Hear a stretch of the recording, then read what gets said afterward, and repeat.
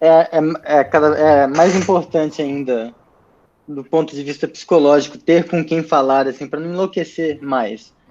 Então, muito obrigado de novo. Então, sem mais delongas, a ideia desse pequeno seminário é falar para vocês sobre o cenário ideal, onde a gente pode falar de distâncias sem números. Então, num cenário ideal.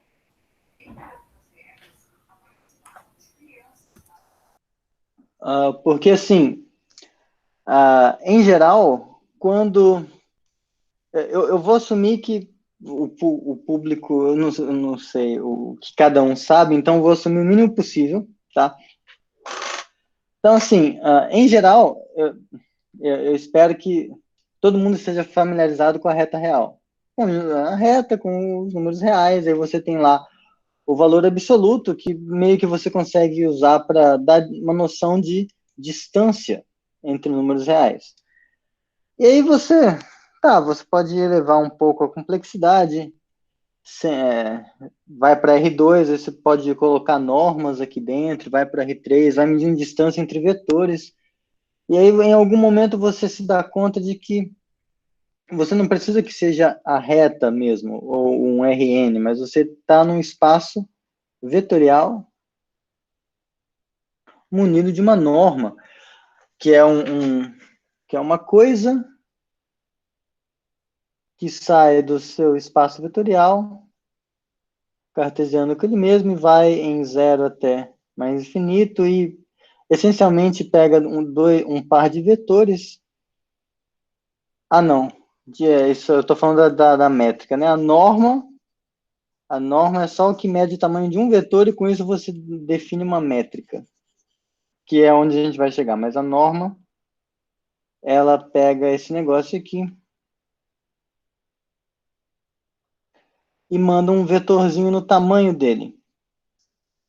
E aí, com esse tipo de coisa, a gente consegue medir distância entre vetores, usando um pouco da estrutura algébrica, né, do espaço normado. Você pega dois vetores e diz que a distância entre eles é a norma da diferença.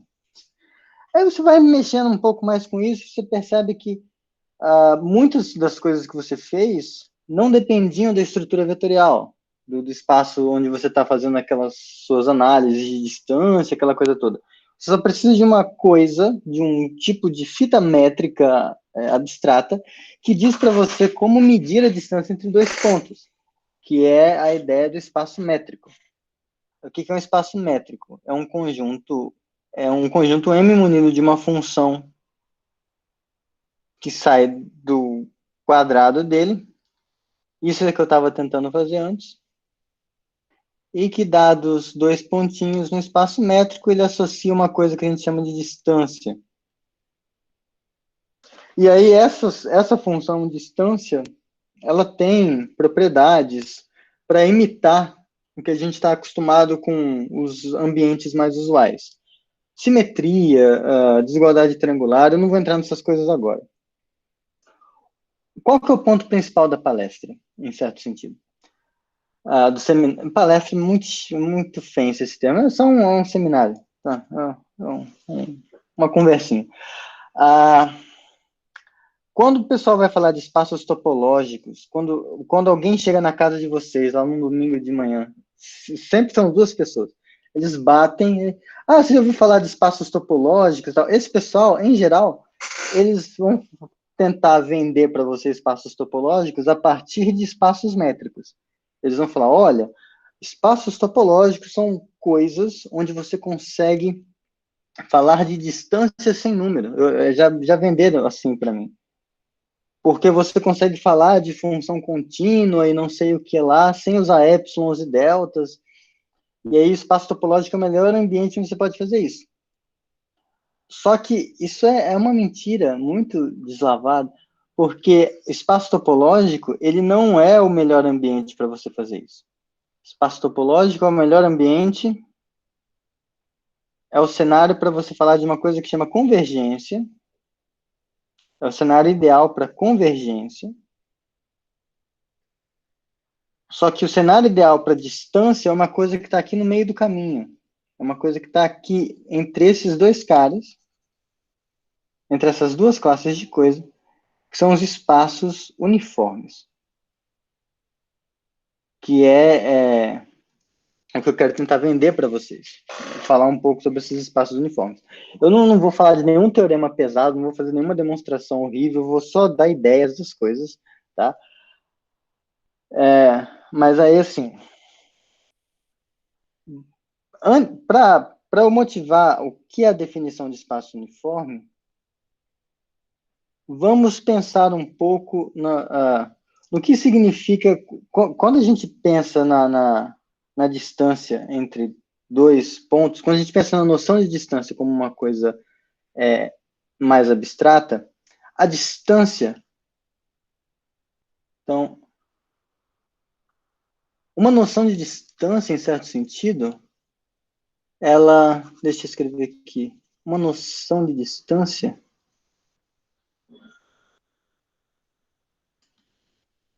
secretamente, tá? Eles não contam isso pra gente, mas secretamente, consiste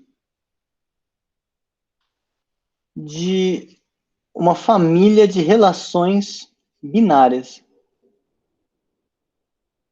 Uma família de relações binárias.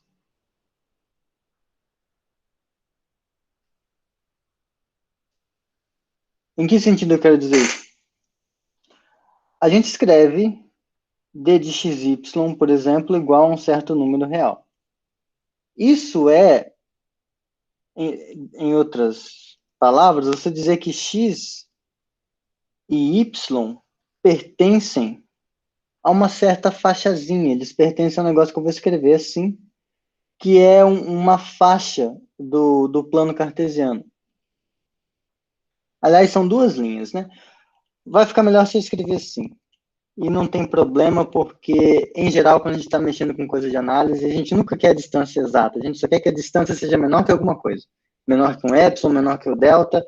Essa igualdade é sempre, quase nunca preciso. Assim, raras vezes. Tudo bem. Então, o que eu quero dizer com isso?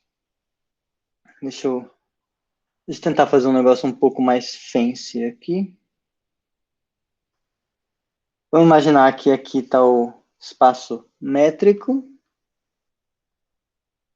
Eita. Então, aqui M e aqui M. Então, você pode pensar que é R e R, não vai fazer a menor diferença.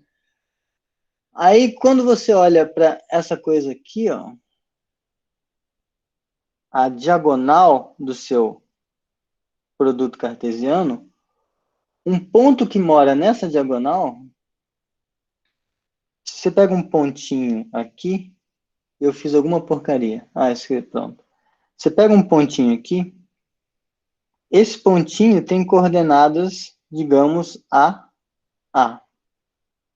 Então, você dizer que ele está exatamente nessa diagonal é a mesma coisa que você dizer que a distância de A até A é igual a zero. Mas por que eu falei de relação binária? Porque a relação binária é um conjunto de pares ordenados, então isso aqui é uma relação binária em certo sentido. Aí, quando você pensa nesse VR aqui, que eu esqueci de dizer o que é, né?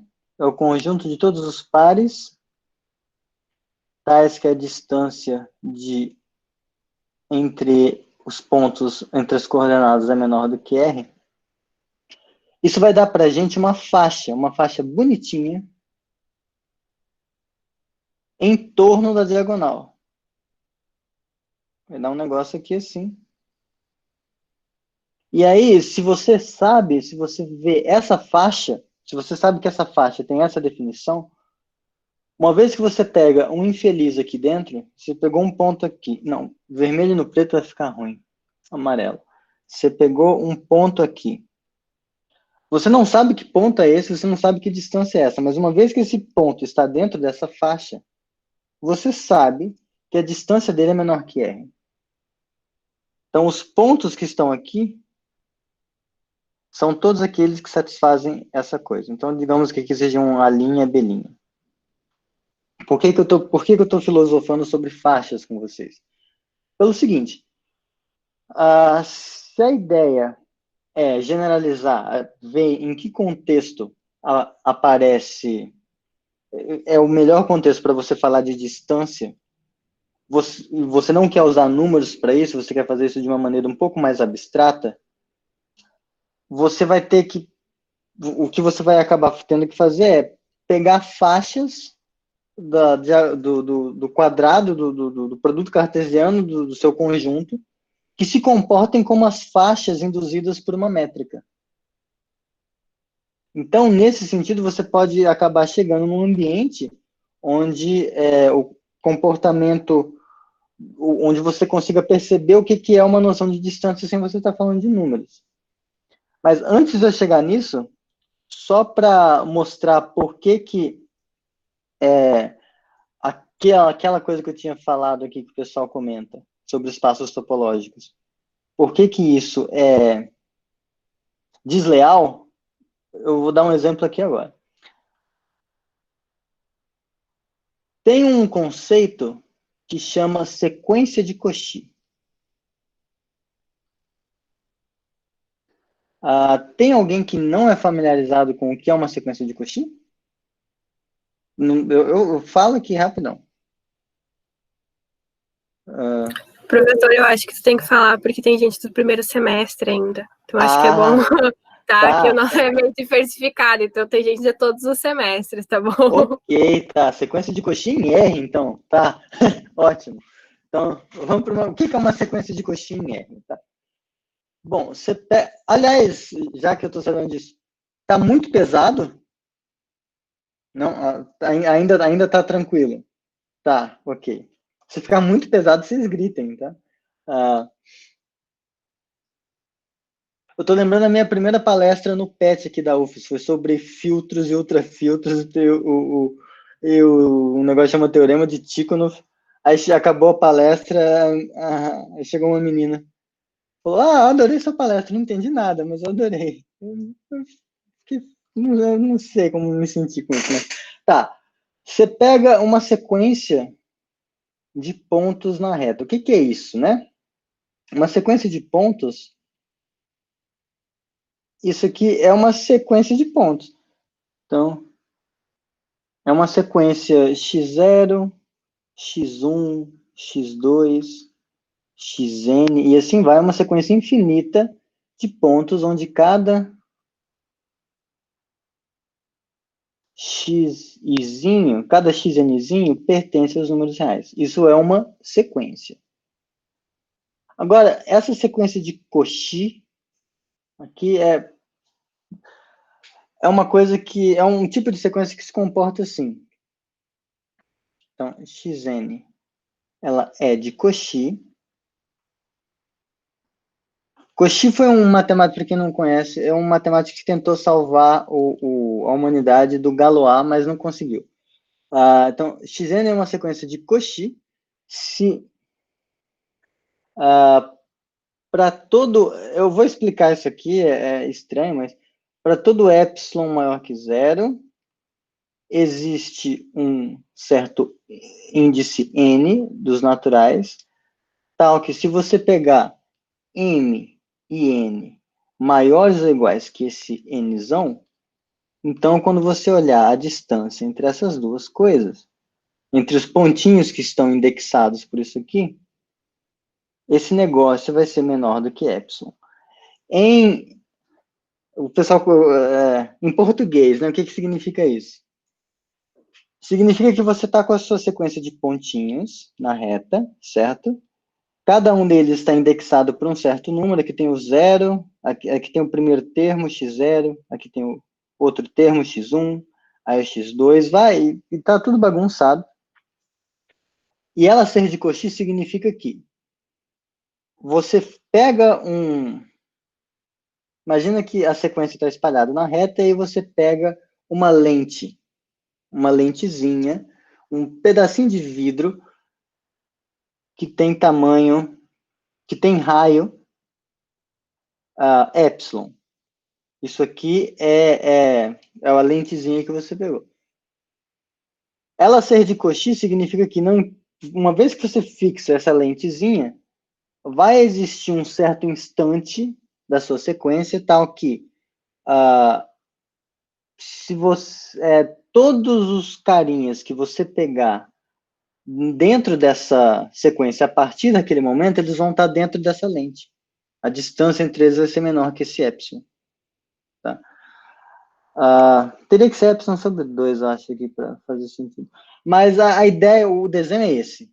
Você fixa um certo parâmetro, e aí esse parâmetro, você controla o tamanho dos termos, a distância dos termos da sequência a partir de um certo ponto. Então, é como se eles estivessem... Você não está dizendo que os termos da sequência estão chegando em algum lugar, mas eles estão cada vez mais próximos entre si. Então, na reta, isso vai ser a mesma coisa que dizer que ela está indo para algum lugar, mas a gente não precisa saber disso. É irrelevante para a gente. O que eu quero destacar aqui é o seguinte: a gente precisa da noção de distância como sendo uma coisa que relaciona dois pontos quaisquer para poder falar disso. A gente não consegue generalizar o que é uma sequência de Cauchy num espaço topológico. Porque para o espaço topológico, essencialmente, ele tem um ponto travado e eu consigo dizer quais são os pontos que estão chegando perto desse. Na distância, eu tenho uma noção abstrata de distância que paira no espaço todo e eu consigo sempre comparar quaisquer dois pontos. Eu não tenho um referencial travado. E na topologia eu tenho. E qual é a prova cabal de que a topologia é insuficiente para isso? É essa aqui, ó. Vamos pegar esses pontinhos aqui da reta. Deixa eu desenhar a reta real aqui. Ela está desenhada. Aí aqui está o 0. Aqui está o 1. E aqui eu vou marcar os pontos da forma 1 sobre n. Então, aqui está o 1 sobre 2. Aqui está o 1 sobre 3. Aqui está 1 sobre 4. E eu acho que você já imagina que eles vão vindo para cá. Aqui, tudo. Só que eu coloquei o 0, só que agora eu quero tirar. Não quero mais o 0, não. Deixa sem o 0. Agora, essa coisa, em certo sentido, a gente pode... Eu posso pegar uma cópia desse trem aqui e aí fazer o seguinte, eu vou combinar com vocês o seguinte. Aqui em cima, eu vou medir a distância entre dois pontos dizendo que se eu pego um xn até um xm e olho a distância entre esses dois infelizes, isso vai ser você pegar o valor absoluto entre xn e xm. É a distância que a gente está acostumado. Por outro lado, eu vou combinar com vocês aqui embaixo, vou chamar isso aqui de D0. De D1,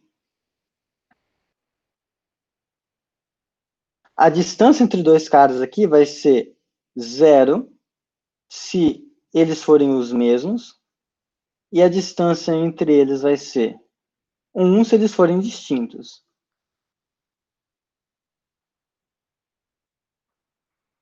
Então, isso aqui, em certo sentido, o pessoal costuma dizer que a gente discretizou esse conjunto. A gente está vendo, se os pontos são distintos, então a distância entre eles é 1. É uma distância artificial, tá? Não é uma distância geométrica igual essa aqui. Agora, o negócio curioso é o seguinte. Se a gente pega a função que sai que pega esse pontinho e manda aqui, pega esse pontinho e manda aqui. Se a gente pega a função identidade, certo? Que manda todos os pontos nos seus correspondentes, tem uma noção de continuidade que diz que essa função aqui vai ser contínua. E se eu faço a volta na outra direção, isso aqui também vai ser contínuo. Porque esses dois espaços, para quem sabe o que é, eles são discretos. E eles têm o mesmo tamanho, então, para o topólogo, essas duas coisas são iguais. Só que, veja só, essa sequência aqui, quando a gente olha esses pontos com essa distância aqui, Isso aqui forma uma sequência de Cauchy, porque os pontos estão ficando cada vez mais próximos uns dos outros. Só que quando a gente olha aqui... Opa, desgraça, foi errado. Quando a gente olha aqui embaixo, os pontos não estão ficando cada vez mais próximos entre si, porque se são distintos, a distância deles é 1. Mesmo assim, do ponto de vista topológico, essas duas coisas são iguais. Então, a topologia, ela não consegue, ela não captura o que significa ser uma sequência de Cauchy.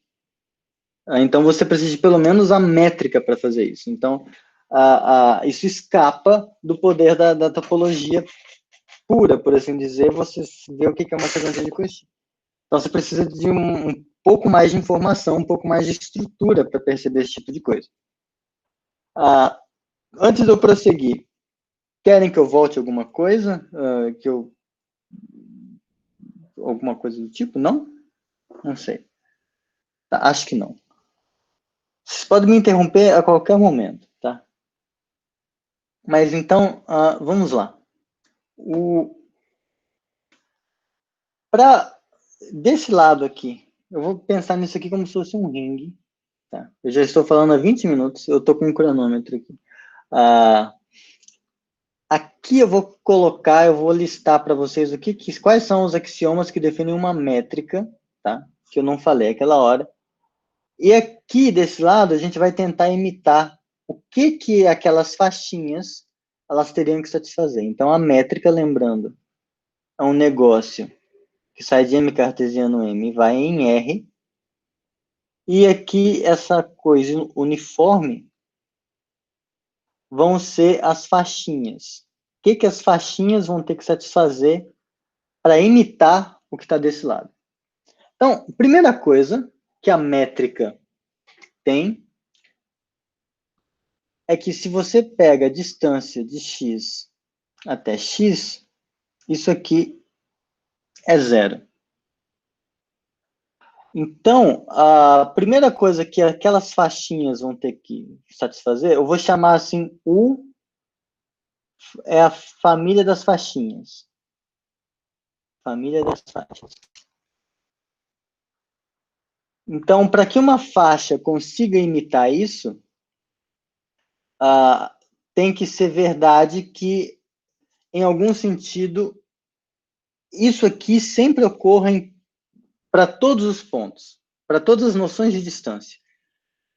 Então, como é o que a gente tinha observado que isso tem a ver com a diagonal do quadrado, isso significa que a gente vai pedir o seguinte: toda faixa contém a diagonal.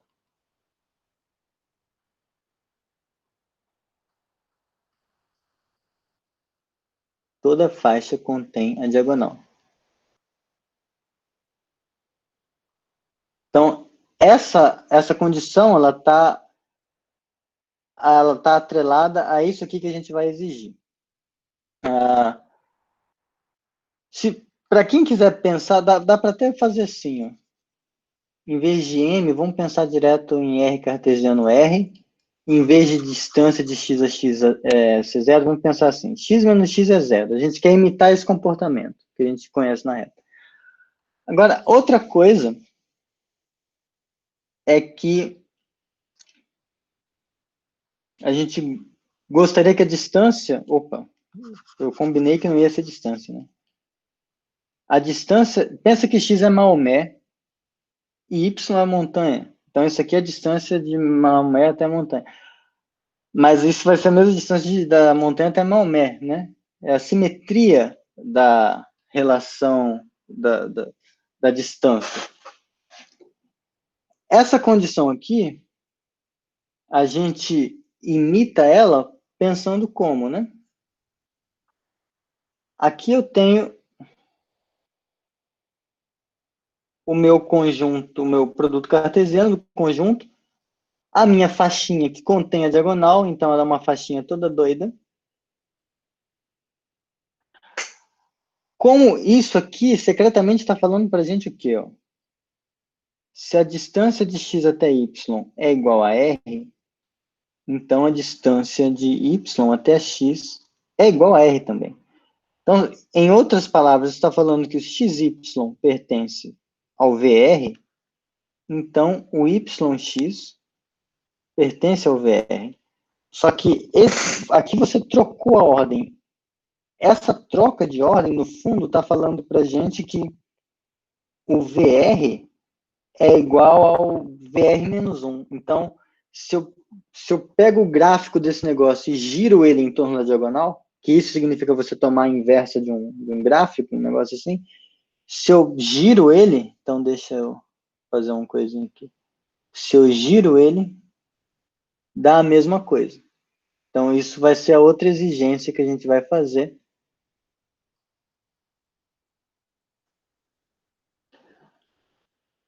Então, é que eu gosto, o correto seria eu copiar esse desenho e inverter, mas eu não vou saber fazer isso, então só vou dizer assim, faixa é igual a faixa elevado a menos 1. No sentido de que se você pega uma faixinha U, que é um certo conjunto de pares ordenados, XY, não, tudo bem, o U, onde, tá, deixa eu fazer assim, se o U pertence a esse U fresco, o U menos 1 é o conjunto dos pares da forma YX, tais que o par na ordem trocada pertence ao U. Tá, isso aqui. Então, você está falando que se você pega a faixa e gira, dá na mesma. Então, com isso a gente imita o que é a simetria.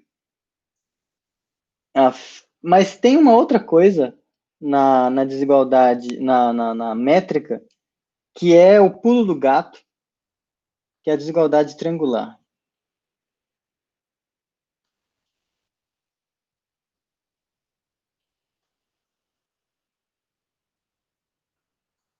E essa aqui, olha, depois que você percebe a sutileza do que eu vou apontar para vocês aqui, é que a gente percebe que tem uma galera que é muito fora da casinha. Essa ideia de espaços uniformes, que eu estou falando para vocês, é de um matemático que vocês vão ouvir muito falar na vida de vocês, tá? Deixa eu só mencionar aqui, eu vou colocar aqui, do André. Agora, não, tem vários... Ele é francês, então deve ter algum acento aqui, alguma coisa assim. André. E esse while aqui, eu não tenho certeza se é assim. Mas é o que era do grupo Bourbaki. Tá? Depois eu vejo como escreve o nome dele. Foi anos 20, 30 que ele fez isso. E ele fez justamente para... Ele queria um cenário o mais abstrato possível, o mais geral, onde você ainda conseguia fazer análise. E o que ele chegou era nesse. Tá, mas o que eu ia falar? Desigualdade triangular. Tudo bem. Bom, eu achei que eu estava em aula, quase soltei um palavrão. Eu falei, que P é essa de desigualdade triangular, né? Eu falo palavrão em aula, né? Enfim. Ninguém é perfeito. Desigualdade triangular na reta é essa desigualdade aqui. Você dizer que valor absoluto da diferença de x menos y, você pode colocar um terceiro cara aqui, vai ficar uma coisa assim. Isso para todos x, y e z na reta. Como a gente vai falar desse tipo de coisa usando faixas? Isso é um problema. Né? Então, a gente meio que tem que fazer, no fundo, o modo que a gente vai usar para abstrair o que está realmente acontecendo aqui é o modo como a gente usa a desigualdade triangular na prática. A gente nunca usa ela, a gente nunca usa ela começando com esse cara e aí quebrando nisso. A gente geralmente faz assim, a gente dá um jeito de controlar esse pedaço, e aí a gente usa ela para concluir que isso aqui vai ser menor que alguma coisa. A gente usa nessa direção. E aí vai ser exatamente assim. Note o seguinte, que para um certo R maior do que zero, se a gente tiver isso aqui menor do que R sobre 2, e isso aqui menor do que R sobre 2, então a gente tem o poder de concluir que a distância desse cara, que é pela desigualdade triangular menor que esse mais esse, vai ser menor do que R sobre 2 mais R sobre 2. E isso aqui é igual a R. Agora sim, com essa afirmação, fica um pouco mais claro a gente ver como abstrai essa desgraça. Porque o que está sendo dito aqui é o seguinte. Essa primeira parte aqui, x menos y menor que R sobre 2, eu vou chamar isso aqui de asterisco. Isso é você dizer que o par xz pertence ao VR sobre 2. Pertence à faixinha de tamanho R sobre 2. Agora, essa outra coisa, que eu vou chamar de 2 asterisco, diz pra gente que ZY pertence a VR sobre 2. Finalmente, esse então está falando que se isso aqui e isso aqui acontece, então o x menos o xy está no VR. Então, xy pertence a VR. Então, no fundo, o que está sendo dito aqui é o seguinte. Se você pegar o conjunto das coisas da forma xy, tais que existe um z, tal que xz e zy pertence a VR sobre 2. Eita, que letra horrível. VR sobre 2. O pior é que minha letra...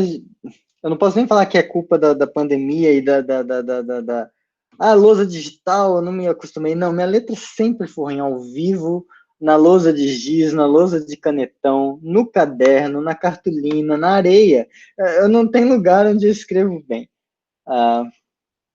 Mas tá.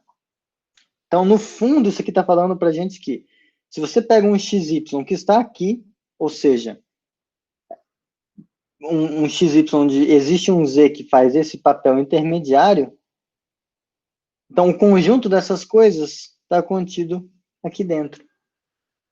Só que existe um jeito muito prático de denotar isso aqui. Isso aqui é a composição de duas relações binárias. Isso aqui é isso aqui, R sobre 2, bola V, R sobre 2, contido em VR. Como assim composição de relação binária? A gente não faz composição de função? Função é relação binária. O que é a... Então, deixa eu colocar aqui uma exclamação com uma interrogação. Que droga que eu estou falando aqui, né?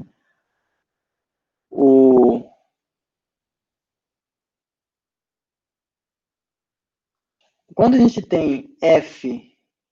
Eu além de topologia geral, eu estudo teoria dos conjuntos, axiomática. Então, para mim, função é o gráfico da função.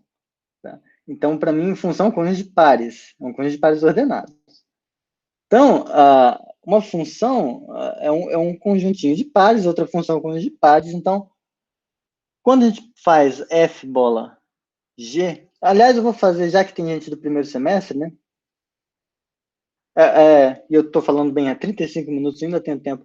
O que é função, né?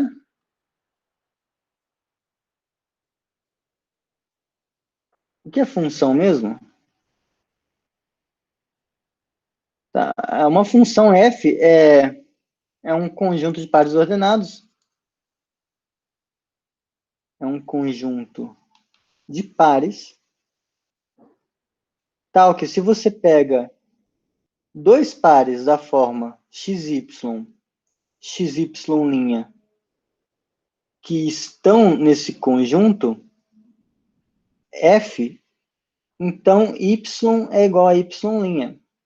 A graça disso está falando para a gente o seguinte, se você pensa nisso, se você em vez de escrever XY pertence a F, você escrever XFY, como o F sendo um dispositivo que está agindo entre essas duas coisas, dado um X aqui, só vai ter uma coisa que vai poder sair daqui, não vai poder sair duas.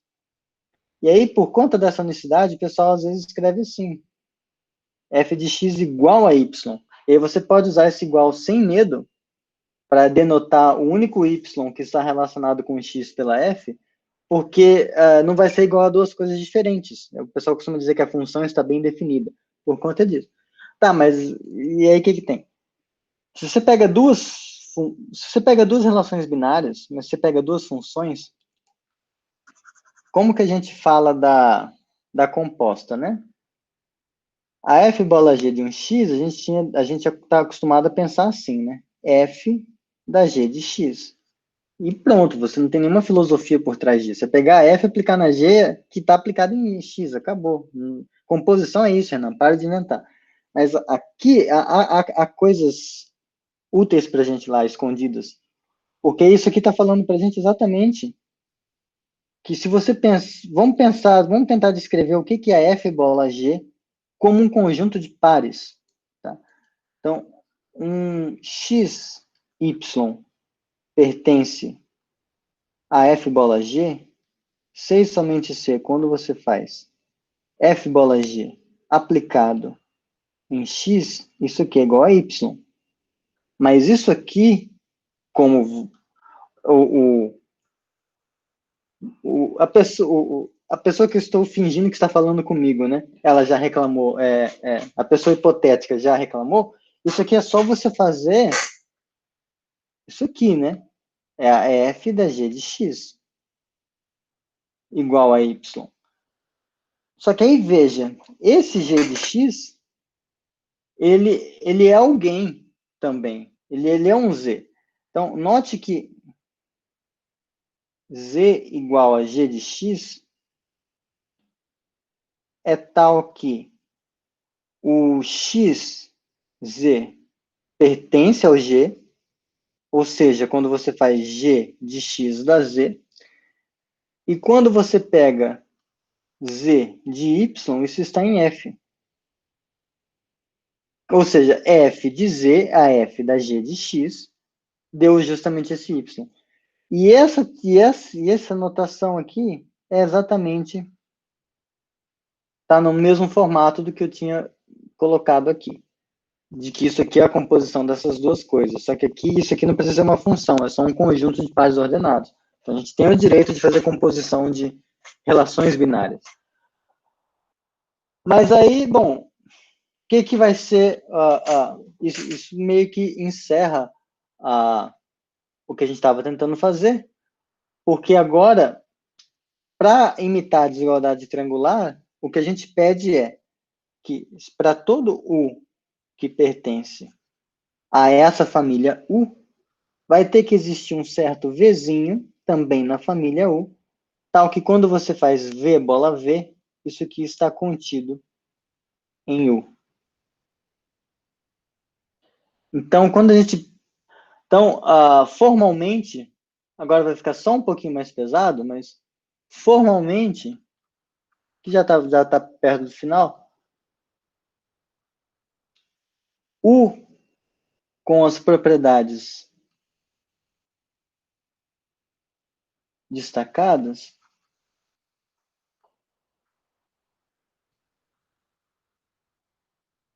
é o que costuma se xingar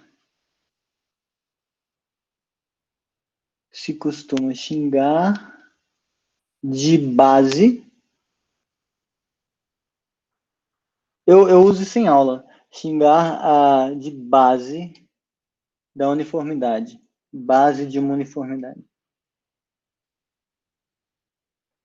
em certo sentido,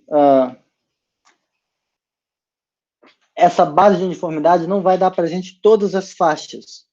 Ela vai se comportar como se fossem faixas fundamentais. Assim como quando a gente está trabalhando com distância entre números reais, basta a gente trabalhar com as distâncias da forma 1 sobre n, a gente precisa trabalhar com todo número real, a gente só trabalha com 1 sobre n, 1 sobre 2 a n, a gente pega uma família numerável e consegue trabalhar. Essas coisas aqui, com aquelas propriedades, dão aquelas coisas para a gente. E, em geral, então, aqui, o que a gente tem? É só para recapitular. Uma faixa precisa conter a diagonal. Se eu girar ela, vai dar na mesma.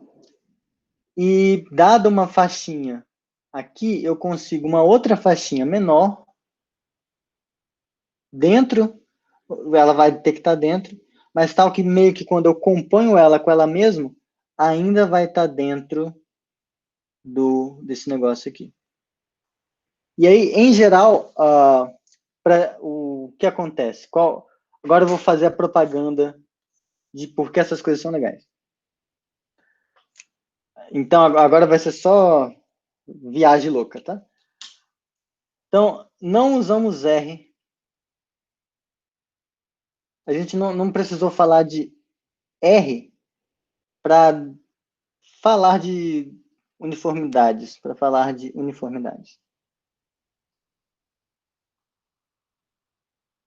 Então, é claro que espaços métricos, que na definição de espaço métrico usa R, aqui, para falar de espaço uniforme, não precisou usar. Então, a gente se livrou de números, a gente não está usando números para falar de distância. E aí, coisas que dá para fazer. Em geral, você está numa demonstração, você tem um resultado em espaços métricos. Se lá tiver escrito distância de x até y menor do que r, você vai e escreve isso como sendo xy pertence a u, onde u é uma faixinha. Se em algum momento, numa demonstração de espaços métricos, você tem lá uma coisa do tipo, pegue distância de x a y menor do que r sobre 2. Aí, quando você vai para o espaço uniforme, o que você faz é pegar um V, tal que V, bola V, está contido em U. E aí você pega XY pertencente a V. No fundo, esse V, bola V, é como se a gente estivesse fazendo 2 vezes V. Então, esse V é a metade do que a gente queria, em algum sentido. A gente consegue fazer várias adaptações de resultados de contexto de espaço métrico para contexto de espaço uniforme. Então, tem muita coisa que vale lá, mas o que eu mais acho legal é que dá para fazer isso aqui, ó. Então, a gente podemos falar de sequências de Cauchy. A gente pode falar de coisas de Cauchy em espaços uniformes, sem depender de reta, sem depender de reta real. E daí? Para que eu estou falando essa porcaria? Tem um negócio, se você pega os racionais, tem como você montar os racionais junto com... Os racionais têm uma uniformidade. Tem uma estrutura uniforme, eu vou colocar assim.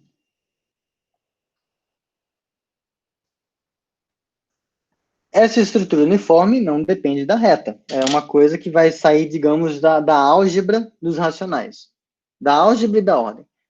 Beleza, você tem lá os racionais. Ele é um espaço uniforme. Acontece que, para qualquer espaço uniforme, você consegue falar de coisas de Cauchy. Você consegue pegar um espaço uniforme, dar umas marretadas nele, dar uma amassadinha nele, colocar ele dentro de outro espaço uniforme, onde aquilo que eu falei lá atrás acontece. Todas as coisas de Cauchy convergem. Que isso acontece na reta. Se você tem uma sequência onde os pontos vão ficando cada vez mais próximos entre si, então é porque eles estão indo para algum lugar. Isso não acontece sempre, mas tem como você pegar um lugar onde isso não acontece e meio que você tapa os buracos que faltam. Você consegue fazer isso com espaço métrico, mas você consegue fazer isso com espaço uniforme. Você pega um espaço uniforme, onde coisas de Cauchy nem sempre convergem para algum lugar, você meio que tapa esses buracos, sem usar a reta real em nenhum momento.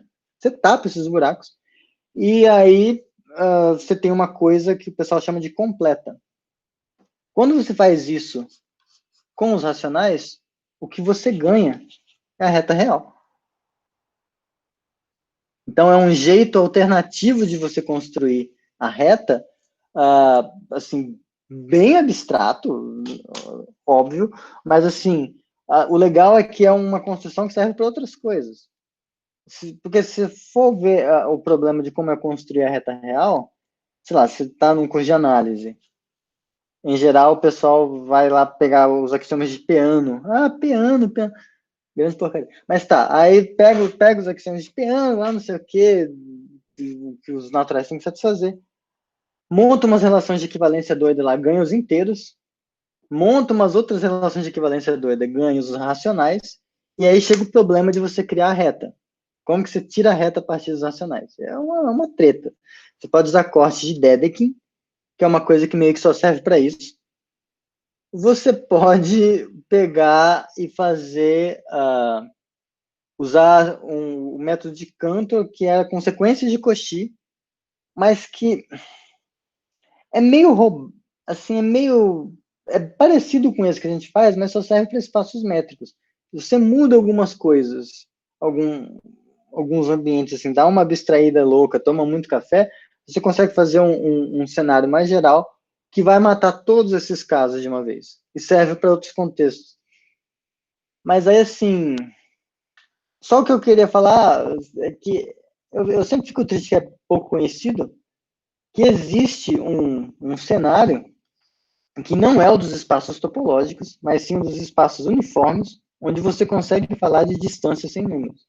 Então, generaliza o espaço métrico e eu não falei aqui, mas todo espaço uniforme tem como você montar uma topologia, mas não vem ao caso. E esses caras não são conhecidos, não sei porquê. Deve ter uma máfia dos espaços métricos no Brasil, ou alguma coisa assim. Mas é isso, 48 minutos falando já, tá bom. E se quiserem me xingar ou tirar dúvidas, fiquem à vontade. Putz, eu adorei aquela parte que você falou das funções como relações binárias. Eu nunca tinha pensado nisso, tipo, minha cabeça explodiu aqui, assim. Nunca tinha pensado em composição como conjunto. Muito mais. Muito massa. E, tipo, eu queria saber por que espaços métricos muitas vezes é vendido como sendo topologia. Por exemplo, aqui na UFSM, a gente não tem uma disciplina focada necessariamente em topologia, pelo menos na graduação. O que a gente tipo, tem que mais chegar perto assim, é espaços métricos. Então, eu acho que criou-se como pode dizer? Criou-se um estigma de que a parte de topologia que importa para a maioria das pessoas, para a maioria das pessoas não, né? Matemáticos, para a maioria dos matemáticos ordinários, digamos assim, é a parte de topologia que tem a ver com espaço métrico. Porque, assim, quando a gente vai para... Quando a gente olha, do ponto de vista histórico, faz sentido, porque você tem lá... Vai assustar, vai parecer que eu vou fazer uma outra palestra, porque eu vou começar a falar do Newton, né? Não, mas não é. Você tem Newton, dane-se Newton, né? Leibniz. Você tem Leibniz com cálculo, que em certo sentido ele é uma generalização, é o próximo passo da geometria analítica. E aí você tem isso aqui vai avançando e o pessoal vai fazendo um montão de coisa meio assim, igual a cara deles, né? Isso aqui vale para sei lá, isso aqui tal coisa vale para números reais. Sei lá, você faz um negócio assim, funciona. Vamos fazer, isso deve funcionar com função também. E, isso aqui deve funcionar com função também. Sei lá, uma série de funções convergir. E aí dá pau. O pessoal começou a perceber que dava pau. E aí precisaram ir generalizando, ver o que precisava funcionar direitinho, o que usava para as coisas funcionarem, e assim foi se generalizando aos poucos. Então, do cálculo, meio que veio os primórdios da análise real. Aí, o pessoal mexendo com análise real e mexendo com funções, tentando fazer análise real, só que com funções, séries de Fourier. O Fourier foi o desgraçado por trás desse negócio. Porque o Fourier, quando fez os resultados dele, ele tinha uma intuição muito boa. Só que ele não formalizou porcaria nenhuma. Então o pessoal olhava aquilo e, tá, como que justifica essa droga que ele fez? Não tinha como justificar, porque não tinha matemática para isso. Era tudo intuição na cabeça dele. Tinha umas coisas que estavam erradas, mas tinha umas outras que estavam muito boas. E o pessoal começou a falar, não, a gente tem que ver como é que a função se comporta direito, não sei o que, não sei o que. Aí veio espaço métrico, veio a noção de espaço métrico com Frechet, 1905, alguma coisa assim. E um pouco depois veio a noção de espaço topológico. Então, assim, os espaços métricos, eles meio que abrangiam a parte clássica do que se fazia em análise com um pouco mais e um pouco mais de coisas sobre funções. Essa parte de espaços topológicos, ela ficou meio abstrata demais. Só que, assim, por que o pessoal fala mais de espaços métricos e não muito de topologia? Eu acho que é mais pela tradição. Por que a gente tem geometria analítica e não logo álgebra linear? Eu também não sei. Tem geometria plana. Pelo menos eu tive, né? Geometria euclidiana já morreu, né? Assim, como área de... Pelo menos como área de pesquisa, sim, você é útil? Mas tem coisa nova? Não. Sei lá, talvez o nosso problema seja o nosso ensino médio, né? Mas que a gente tinha que aprender esse direito lá, mas... Então, sei lá, por tradição, trigonometria, tradição. Acho que a tradição é a resposta mais... Agora que já falei um monte de abobrinha, né?